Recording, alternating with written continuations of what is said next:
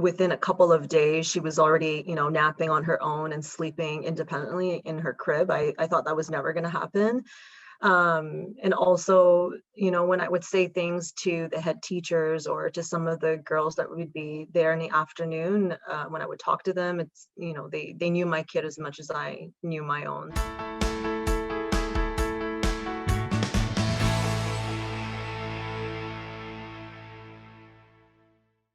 I'm Glenn Herbert, and I'm an editor with Our Kids. We're speaking with insiders from Canada's leading private schools to gain insights into their programs, culture, traditions, and leadership. This includes insights from parents, alumni, and administrators. This is the Our Kids Insider Perspective.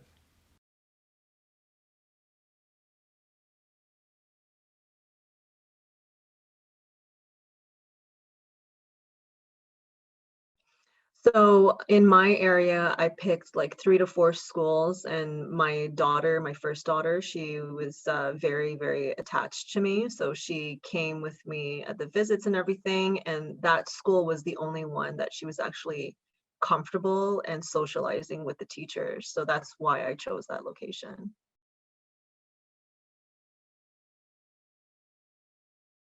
The Montessori learning that they would teach them at school, she would apply at home. So, for example, putting her shoes away and wanting to put her cup away and stuff like that. So I think that's the one thing that we saw in Shift. It was a positive thing.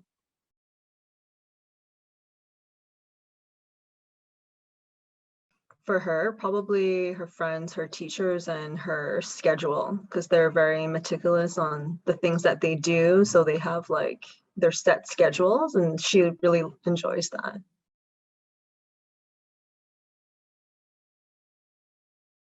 I was, well, with my first child, because both of my kids go there.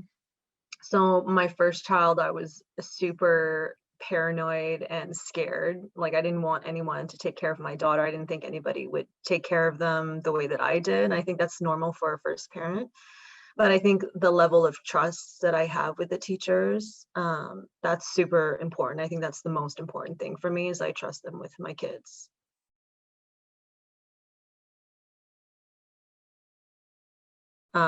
It would be the cost, because it's one of the most expensive one.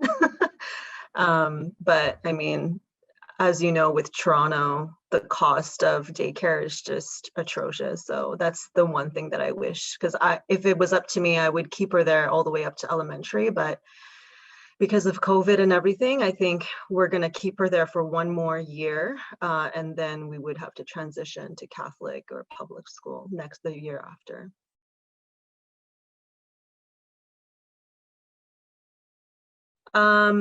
I think the first thing that surprised me, when within a couple of days she was already, napping on her own and sleeping independently in her crib. I thought that was never going to happen. And also, when I would say things to the head teachers or to some of the girls that would be there in the afternoon, when I would talk to them, they knew my kid as much as I knew my own. So that was really, I think that's what developed the trust. And then it was easier for me after that.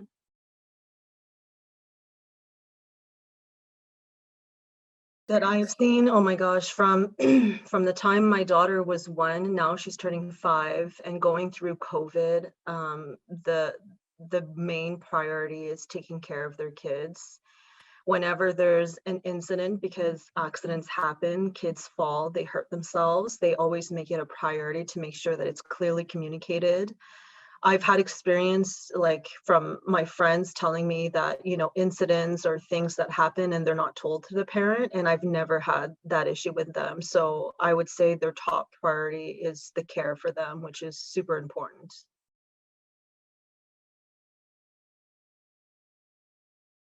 My daughter, Ava, she had some challenges emotionally and with fine motor skills. So the partnership that I had between the early intervention plus the school plus at home, and the communication I was able to have with the teachers, she tells me how proud she is to, be able to write, and she's able to recall past events like things, and you can tell the joy in her face. As for my second, like, too young to say anything, but he always talks about his teachers and his friends at school. So he would always say his activities and what he did.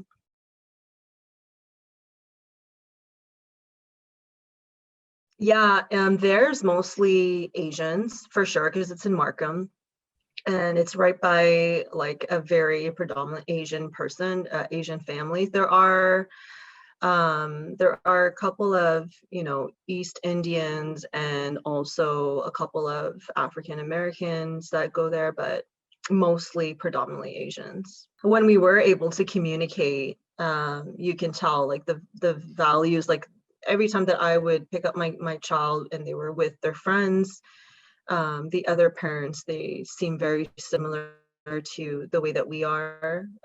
So in terms of caring for them and making sure that they have the best attention and their education. So we're all very proud of them. But with COVID, it's been hard because there's no communication between us. We just pick up and leave, right? So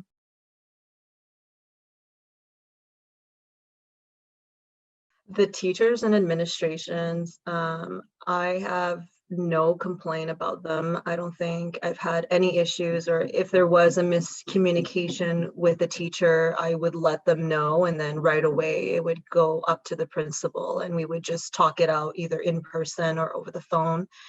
All of the head teachers there, including the assistants, they're kind of like family to me. If ever there's an issue or there's, something that needs special care, especially because my son has a lot of skin issues.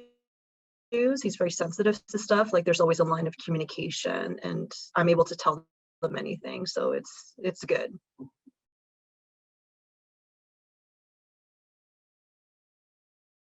So I have, the recommendations that I do is, they really take time to understand your child and what you're looking for. I would say the trust is, so the communication number one, the trust level number two, and probably the top three for sure is the education. And because the way that my daughter behaves is really above average than the normal, pre-K student that I've seen with my friends and everything. So those are the top three for sure.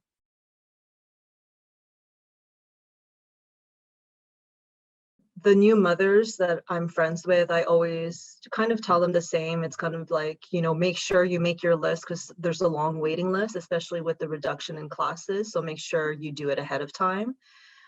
So if you're planning on the child going into for September, you should start looking really in June, July.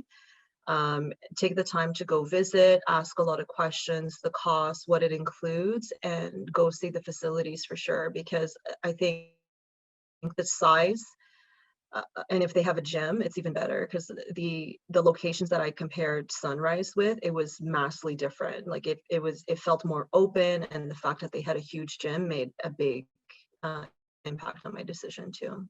For more information about this school, you can visit their profile at ourkids.net.